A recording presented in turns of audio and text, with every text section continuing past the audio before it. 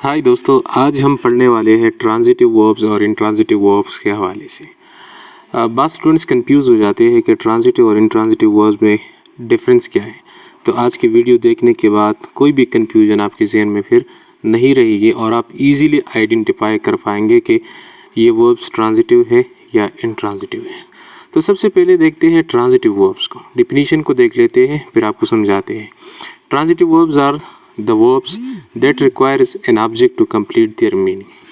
कि transitive verbs वो verbs होते हैं कि उसके बाद ऑब्जेक्ट आना ज़रूरी होता है। अगर इसके बाद ऑब्जेक्ट नहीं आता, आप ऑब्जेक्ट नहीं लगाते तो उसकी मीनिंग कंप्लीट नहीं होगी। It demands object. जब आप ऑब्जेक्ट लगाते हैं तो इसकी मीनिंग कंप्लीट होती है, जब आप ऑब्जेक्ट नहीं लगाते तो इसकी मीनिंग कंप्लीट नहीं होती। They transfer the action from the subject of the verb to the object receiving the action. ये सब्जेक्ट से एक्शन को ट्रांसफ़र करते हैं ऑब्जेक्ट पर। दैट मीन्स कि सब्जेक्ट जो एक्शन परफॉर्म करता है, ऑब्जेक्ट उसे रिसीव करता है। ऑब्जेक्ट रिसीविंग एंड पर होता है। आप एग्जांपल को देखें, हमारे पास मुख्तलिफ़ किस्म के ट्रांजिटिव वर्ब्स है। Buy, eat, paint, open, send, cook, belt etcetera. कुछ एग्जांपल्स मैंने आज नीचे दिए हुए आप लोगों को, ताकि और बेहतरीन तरीके से आपको समझ आ सके। शी एट, तो एट यहाँ पर हमारे पास जो है ट्रांजिटिव वर्ब है। अब इसके बाद ऑब्जेक्ट नहीं आ रहा तो इसलिए मीनिंग जो है वो कंप्लीट नहीं आ रही। शी एट व्हाट, उसने क्या खाया, मीनिंग कंप्लीट नहीं आ रही। तो अगर आप इसके बाद ऑब्जेक्ट लगाते हैं तो मीनिंग कंप्लीट हो जाती है। शी एट एन एप्पल, उसने एक सेब खाया। तो ये हमारे पास हो गया ट्रांजिटिव वर्ब।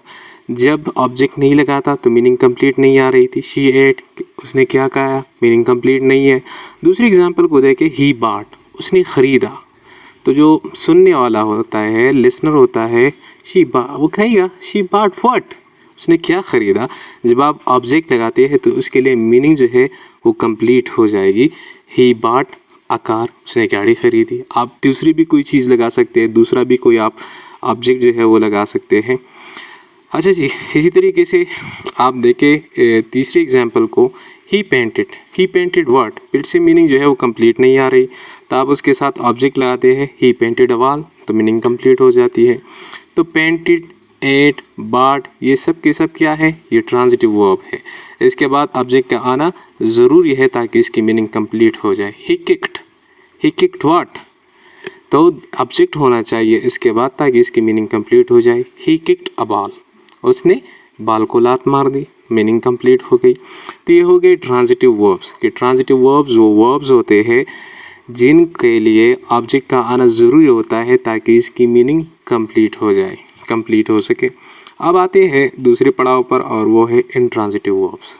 तो अब ट्रांजिटिव वर्ब के जो अपोजिट होंगे वो इंट्रांजिटिव वर्ब्स होंगे। डेफिनेशन को देख ले आप। Intransitive verbs do not require an object to complete their meaning. कि इंट्रांजिटिव वर्ब्स में ऑब्जेक्ट ज़रूरी नहीं होता, ऑब्जेक्ट के बगैर भी आपकी मीनिंग जो है वो कंप्लीट होती है। They express an action or a state that does not transfer to an object. कि इसमें जो सब्जेक्ट एक्शन परफॉर्म करता है उसके लिए ऑब्जेक्ट की ज़रूरत नहीं होती कि इस एक्शन को रिसीव करे। बिना ऑब्जेक्ट के आपकी सेंटेंस की मीनिंग जो है वो कंप्लीट हो जाती है। एग्जांपल्स को आप देखें, हमारे पास मुख्तलिफ़ किस्म के इंट्रांजिटिव वर्ब्स है। रन है, स्लीप है, लाप है, सिंग है, डांस है, टॉक है, अराइव एट्सेट्रा। अब यहाँ पर देखें एग्जांपल को, शी स्माइल्ड सिंपल सब्जेक्ट है, शी सिंपल, शी जो है वो सब्जेक्ट है, स्माइल्ड वर्ब है। इसके बाद किसी ऑब्जेक्ट का आना ज़रूरी नहीं है। शी स्माइल्ड, वो हंसती है, वो मुस्कुराती है, ऑब्जेक्ट की ज़रूरत है नहीं है भाई। तो इस तरीके से ये स्माइल जो है ये इंट्रांजिटिव वर्ब है। इसके लिए ऑब्जेक्ट का आना ज़रूरी नहीं है कि इसकी मीनिंग को कंप्लीट करे। अब दूसरे एग्जांपल को आपको देखिए, आप देखें ही स्लेप्ट, वो सो गया, ऑब्जेक्ट का आना ज़रूरी नहीं है। तो लिहाजा ऑब्जेक्ट की बिना भी कंप्लीट मीनिंग सेंटेंस दे रही है, तो लिहाजा ये वर्ब जो है ये क्या है, इंट्रांजिटिव है। तीसरी एग्जांपल को देखें, ही वीप्स, वो रोता है, फिर से ऑब्जेक्ट की ज़रूरत नहीं है, तो लिहाजा ये वीप जो है ये भी हमारे पास इंट्रांजिटिव वर्ब है। ही रन्स, वो दौड़ता है, फिर से रन जो है वो हमारे पास क्या है, इंट्रांजिटिव वर्ब है। तो इंट्रांजिटिव वर्ब आप लोगों के लिए क्लियर हो गया कि इंट्रांजिटिव वर्ब्स वो वर्ब्स होते हैं जिनको ऑब्जेक्ट की ज़रूरत नहीं होती, और ऑब्जेक्ट के बगैर वो हमें कंप्लीट मीनिंग देते हैं। इसके बाद हमारे पास आते हैं verbs use both as transitive and intransitive. हमारे पास इस किस्म के वर्ब्स भी होते हैं जो हम बतौर ट्रांजिटिव और इंट्रांजिटिव भी इस्तेमाल कर सकते हैं। ऐसे बहुत सारे वर्ब्स है, कुछ एग्जांपल्स मैंने आप लोगों के साथ लिखे हुए ताकि आप लोगों को समझ आ सके। फिर एग्जांपल को देखें, शी सिंग्स, वो गाती है। अब जिसकी ज़रूरत नहीं है, सिंपल डिफिनीशन यहाँ से क्लियर हो रहा है, शी सिंग्स, वो गाती है। ऑब्जेक्ट की ज़रूरत नहीं है, तो यहाँ पर सिंग बतौर इंट्रांजिटिव वर्ब इस्तेमाल हो रहा है। अब इस एग्जांपल को दूसरे पहलू को आप देखें, शी सिंग्स द सॉन्ग। अब सिंग्स जो है यहाँ पर बतौर ट्रांजिटिव वर्ब इस्तेमाल हुआ है, क्योंकि इसके बाद अ सॉन्ग जो है वो बतौर ऑब्जेक्ट आ रहा है, तो इसलिए ये वर्ब बतौर ट्रांजिटिव भी इस्तेमाल हो सकता है और बतौर इंट्रांजिटिव भी इस्तेमाल हो सकता है।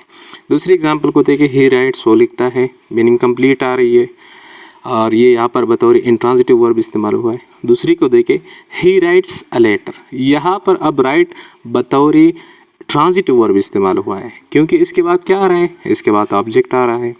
तीसरी एग्जांपल को देखें, ही प्लेज, सिंपल सब्जेक्ट है और वर्ब है, मीनिंग कंप्लीट है, फुल स्टॉप लगाया हुआ है, तो यहाँ पर ये बतौर इंट्रांजिटिव वर्ब इस्तेमाल हो रहा है। दूसरे पहलू को देखें, ही प्लेज क्रिकेट, वह क्रिकेट खेलता है। अब यहाँ पर प्ले वर्ब जो है वो बतौर ट्रांजिटिव वर्ब इस्तेमाल हुआ है, क्योंकि उसके बाद क्या आ रहा है, ऑब्जेक्ट आ रहा है।